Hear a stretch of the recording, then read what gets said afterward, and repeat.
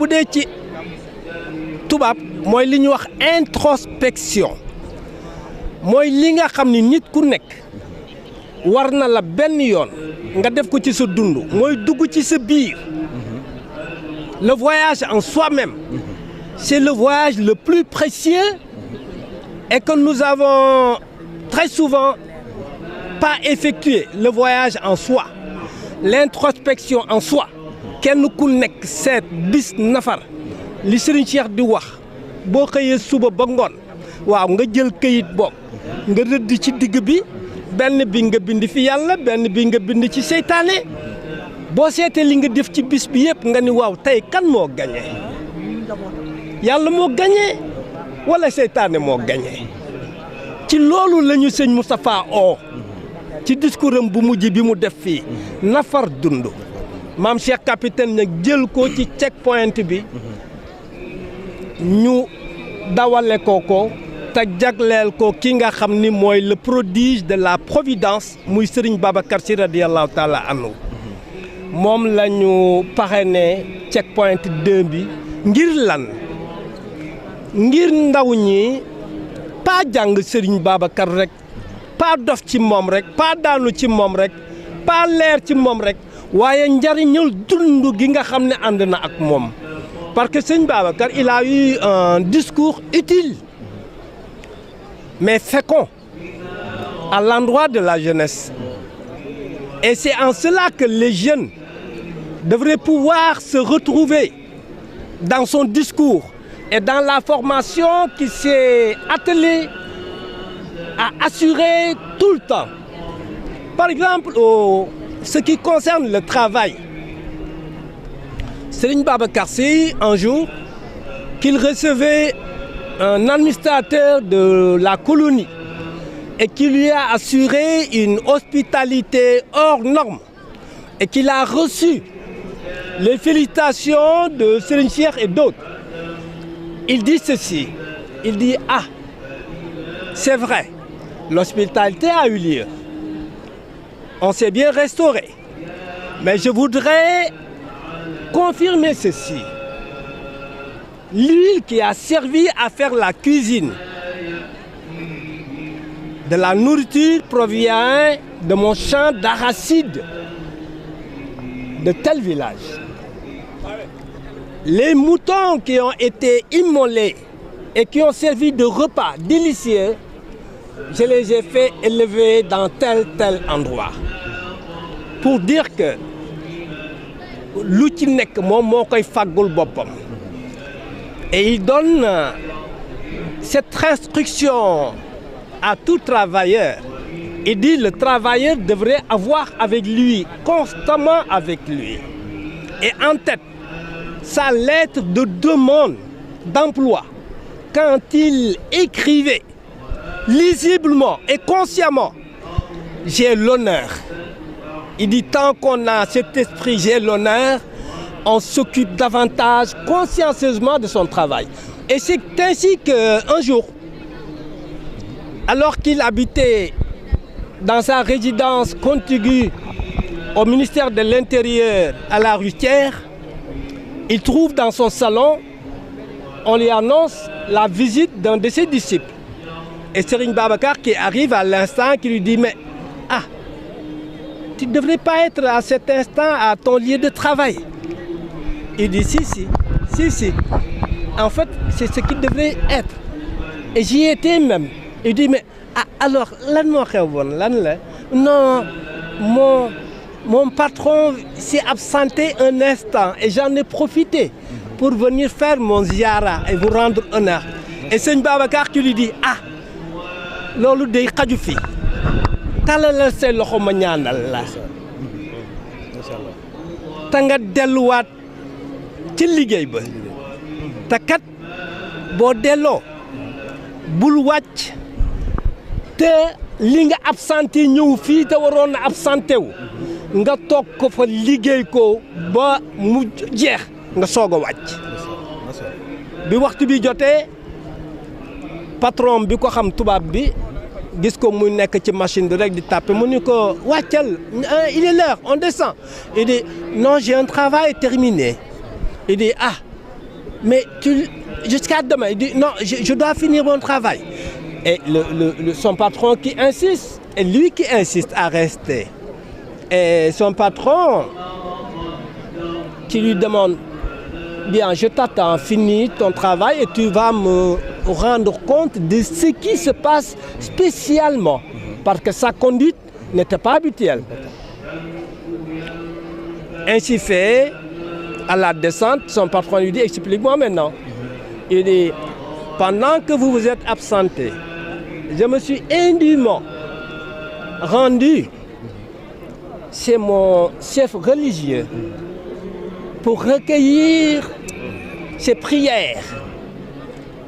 Il dit ensuite, mais il m'a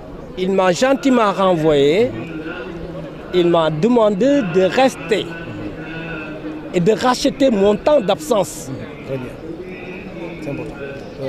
ma tontu Serigne baal ma sànq dégg naa ne Serigne Moustapha yaakaar la ni mu nekk yaakaar googu mais da ko liggéeyal boppam da ko ñaqal boppam nag.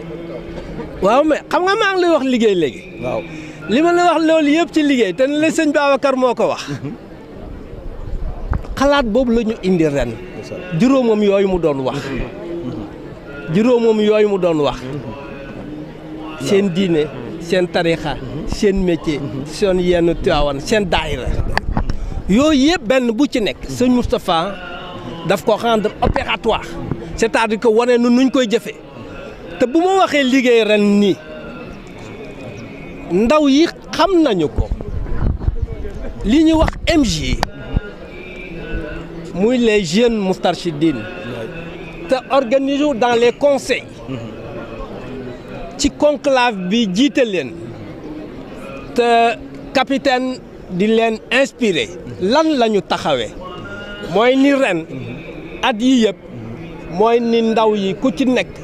war nga jéem taxawal ba sa café nga jëndal ko sa bopp xam nga Serigne Cheikh dafay nettali ni Serigne Babacar Sy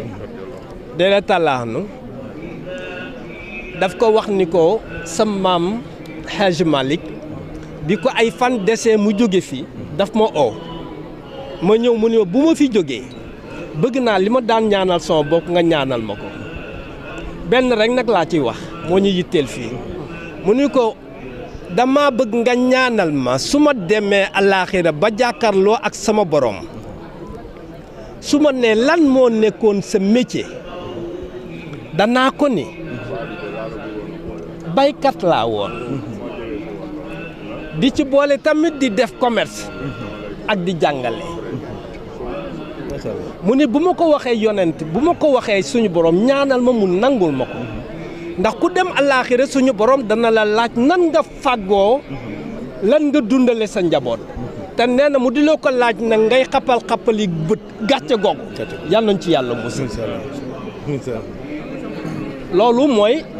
li sëñ Moustapha jëmmal tey ci ndaw ñi boo gisee tey nit ñaa ngi taxaw di amal fii ay tool di amal fii ay sayaan di defal ay entreprise di formaliser ay entreprise di jéem di xeew ci def lu nekk di taxaw ñu ni lan mooy pour ndaw ñi taxaw kenn ku nekk fa nga war a taxawee ak na nga war a jariñe nga jariñe ko sa bopp jariñ ko sa xeet jariñ ko sa famille jariñ ko sa réew moom la ñu wax njariñal jariñee loolu sëñ Moustapha Sy ci loolu la taxaw yar un musulman waaye un citoyen parce que mënoo nekk jullit te doo nekk nag citoyen waaw te citoyen liñ ci gën a am njariñ li ci gën a taxaw mooy être utile être utile et quand on est utile on l'est d'abord pour soi on l'est pour les autres et on l'est pour la nation et c'est pourquoi ce jour ici et ces moments précis où tout Tivaouane vibre et toute la tariqa vibre avec nous ces moments précieux et prestigieux nous rendons grâce à Serigne Mouhamadou Moustapha Sy et nous lui disons merci. nous lui disons merci. jërëjëf Serigne Moustapha Sy. jërëjëf jërë ngeen jëf. jërëjëf incha allah jërëjëf merci. donc jërëjëf ginnaaw loolu lañ leen di nuyu waat di wax salaamaaleykum yéen ñi nga xam ne yéen ñuy suivre Sénégal 7 waaye également di sant suñu borom bu baax a baax di julli si Yonent bi alayhi salaatu wa salaam yaa nabi yaa rasulillah yaa Muhammad tey ñu nekk di ko daal di màggal si bësam bi nga xam ne mooy bës sell bi di guddi gu sell rawatina ñi nga xam ne ñoom ñoo jullit yi donc fi ñu nekk nii moom mooy fi nga xam ne moom mooy kër Serigne Moustapha Sy Al Maktoum donc comme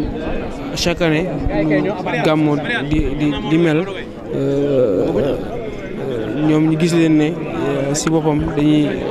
daje leem si diin pour mun a waxtaan si li nga xam ne moom mooy wàllu gàmmo geek lu ni mel.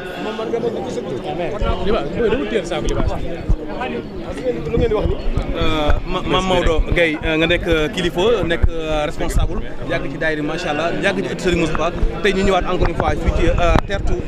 kër Serigne Moustapha ñu yàgg fa daje ak yow nga ñu baax ay kaddu ren aussi ñëwaat fii mu am na leneen lu ci dugg mooy check point bi dugg deuxième édition bi ñu pare nañ ko sa soppe ba Serigne Babacar Sy. waaw moom de xam nga check point bi daa yóbbaale gàmmu gi sax far nga xam nga yëfu Serigne Babacar moo dul yem fi ñu ko yemale. waaw caméra yi dégg nga ba yëfu sëñ Babacar moo dul yem fi ñu ko yemale bi ñu ko nee xalifa kenn tuddul kenn te teral na diine te teralewu ko julli charia la ko teral mooy li war a ñuul ci bët bi ñuul na li war a weex ci bët bi weex na ndax kersa du siggi rek direct xool teral na tariqa te teral ko kurus aqiqa la ko terale aqiqatul kaw ni ay ni zaati tal atuha ifaadatulaay nuuru lay teral na adduna te teralu ko boolu ceeb goreem ak maandoom da ko terale sëñ Cheikh ni yara samaana yar a xawaa nii na samaay ala arsin mel add fi nuuri mi na zaati waaw su ko defee nag moom Serigne Babacar check point bi daa yóbbaale lépp moom dañuy wax ba pare mooy ni géej xam nga géej moom soo ñëwee di tàng di aspect du la faale day xam doo ko jeexal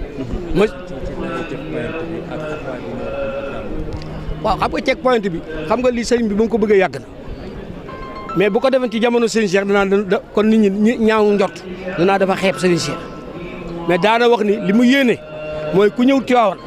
waxuma bu tuddee koon ak waaw tuddee koon dana wax ne dama yéene woon mooy ku ñëw Tiwaawan boo fi jógee gàddu ay bagage ci Cheikh Ahmed Tidiane am loo ci xam loo xam ne da ngay culture lépp nga yenu loolu la yéene woon mais boobu Serigne Cheikh ngi dund waaw mu ne pat rek mais mi ngi doon lu jot yàlla def mukk lu jotul nafar dund Serigne Cheikh moo ko junjoon ci gàmmu yi passé mais ren Serigne Moustapha ñëwaat def ci benn discours Mame Cheikh Capitaine indiwaat ko wax ko njaboot gi nañ fexe nafar dund suñu dund ren niñ ko liggéeyee ak façon bi ñu ci indi ni loo ci jàng ci loolu waaw xam nga nafar dund moom mënul ñàkk ndax moom daf ñoo waxoon daje bu amee foog nga jël fa bind wala nga tarif fa bind wala nga nafar fa bind nafar googu nag la ñu yaatal ba mu wàcc bi ci suuf parce que ñoom seen wax dañ koy wax ca kaw asamaan mais mi ngi ci suuf mi ngi ci suuf nafar dund gi mooy nga nafar sa lépp waaw sa dundin sa jàngin sa jëflante sa lépp nga di ko contrôler di ko seet ndax li yonent bi wax ni hasibuhum qabla an tuhasibuhum na ngeen di régler seen bopp bala ngeen dem yowmal xam ñu lay régler loolu mooy nafar dund loolu nag ku ko bàyyi xel xam nga ni ko sëñ Cheikh waxee woon dañu balaa ngay tëdd nga estimer sa bopp li nga fi def ci suba gi ba nga xëyee jàng nga alxuraan siyaara nga def nga li nga war a def ba ngoon jot balaa ngay tëdd nga dëgg ruux bi moo gañe bu fekkee da nga xëy di waga jaane ak di fen ak di tappale balaa ngay tëdd nga xam ne bakkan bi moo gañ waaw in yattabi'una illa zanna wa ma tahwal anfus bu ko defee kon nag tabaarakallaahu chaque point bi ni ko sëriñ bi indee da ko détaillé ba mu gën a ëgg si ñun waaw laaj bu mujj bi am na ñu ma laaj waxoon daaw ne pourquoi moo ñu laaj tonton Maodo ni muy bàyyee karaw gi ni muy solo mbaxana bi noonu ma ne ko toppatoo Serigne Moussa loolu ko waral fa tasabbahu in lam takunu mislahu inna tasabba bil kalaami rabaahu man moom rek laay roy li bëgguma mel ni kenn moom sël waaw parce que moo ma saf waaw parce que mbër te kala jàggi ruur waaw ñun ñëpp ku ne jàngoon na dinaa ko def wax mun tëri bu daje dañuy rey ba sonn man leen lim nu rawee rawuñ ko golo ndax dañoo jàngoon ba pare te kenn mënu ko ci mënu woon orienté li nga jàng moo ko orienté ba boo julliwul gee doo nelaw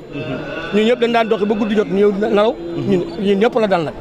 waaw bu ko defee loolu moo tax ma sopp ko di ko copier bëgguma mel ni man na bëgguma mel ni kenn moom moom rek moom rek bu ko defee bu ko nangoo baax na bu ko nangul moom laay mel ni moom rek incha allah bëgg maa mel ni kenn aywa merci beaucoup jërëjëf donc dégg ngeen kàddu yi donc sama jigéen ñu daal di wéyal waxtaan bi rek bàyyi la nga nuyoo waa Sunugal ak waa Sénégal 7 ñu waxtaan par rapport ak nit ki ak dundam donc wàllu diine la ñuy waxtaanee muy bés bu sell di bés Seydina Muhammad alayhi salaatu wa salaam. nuyu naa la bu baax Makhtar nuyu waa Sénégal 7 waa internet yi jamono ji nga xam ne ñoo ñuy topp ci Sunugal 24 ñu daje fii nag ci kër Seydi Mouhamadul Moustapha Sy comme ni ñu ko waxee ngir nag di ko xaar mu génn comme ni mu koy defaree at bu jot ngir saafonte ak ñi nga xamante ne ñoo di taalibe yi nee naa la bés bi bés bu solennel la ci taalibe yi parce que dafay tax seen xol féex ñu gën am na ñoo xam ne fii la ñu fanaan ngir xaar mën a dugg ci biir kër gi ndax gis nga affluence bi nu mu bëree ci biir kër gi noonu la benn ci biti des fois kër gi dafay fees ba dañuy tëj li nga xamante ni moo di bunt bi donc nit ñi dañuy nekk si biti loolu tax na ba ñi nga xamante ni tey ñoo nekk fii dañuy def seen kem kattan ba mën a gis ki nga xamante ni mooy borom yaa rasulallah borom champ de course doomu sëñ Cheikh Tidiane Sy Al Maktoum voilà looloo tax tey ñoom ñëpp ñu ngi nii teew ngir nag xaar ko mën ko gis parce que champ de course dafa rëy ci gàmmu am na ñoo xam ne peut-être buñ ko séenee fii rek seen xol féex na duñ ko mën a duñu mën a yegg champ de course donc loolu day tax ñoom itam ñu mën a saafonte ak moom mën koo gis bu ko defee même bu ñu demee champ de course bu ñuy dégg baatam sax baax na loolee waral nga gis mbooloo mi fi mu ne nii ñun fi ñu taxaw sax dañuy bëmax ndax mbooloo mu bëree comme ni nga xam ne noonu nga koy gisee jamono ji ci image yi nga xamante ni moo nekk di daaw. donc li nga xam ne solo waaye bis bi sànq yaa ngi koy bamtuwaat mooy bisu Seydina Muhammad alayhi salaatu wa salaam sànq maa ngi koy wax ginnaaw bu ñu jullee ki nga xam ne moom mooy ba seen des suñu borom julli seen bi di sant kilifa yi nga xam ne moo lañ fekk fi ñu fekk nag moom Sénégal tey mën nañu wax ne tey Sénégal moo am ndam parce que Sénégal dëkk la dëkk l'islam tey soo demee Kaolack da nga xam ne tey cër bi ñu jox Yonent bi alayhi salaatu wa salaam nga dem Touba di nga gis li lu mel nga ñëwaat fi nga xam ne mooy Tivaouane Ndiassane di nga gisaat li mu mel loolu rek ma jàpp ne leen la ñu war a jàngal mooy ñu xoolaat jikko yi dundal ruu yi xam ne ñu ñëw ay doomu aadama lañ que te Sénégal lu ñu am dafa jafe si yeneen li nga xam ne moom la yeneen réew yi am bu ma wax ne ñun ñu ngi bay suñu waar waaye ñu ngi jéem bay suñu waar si li nga xam ne moom mooy diine yi te diine yi lislaam képp ki nga xam ne képp ki nga xam ne maanaam def na si lim ci war a def wareef maanaam dina si am solo yaa ngi dégg waa ji léegi mu wax mu ne nit ki na fexe ba sa balaa muy tëdd mu xam lu mu def maanaam lu baax ak lu bon diggante àjjana la ak safara léegi nit ki nag c'est entre le bien également et le mal le bonheur et le malheur nit ki nag mooy jéem a xam tàggat ruuwam ak nan lay def tàggat xelam tàggat xolam tàggat jikkoom ba ëllëg lépp li nga xam ne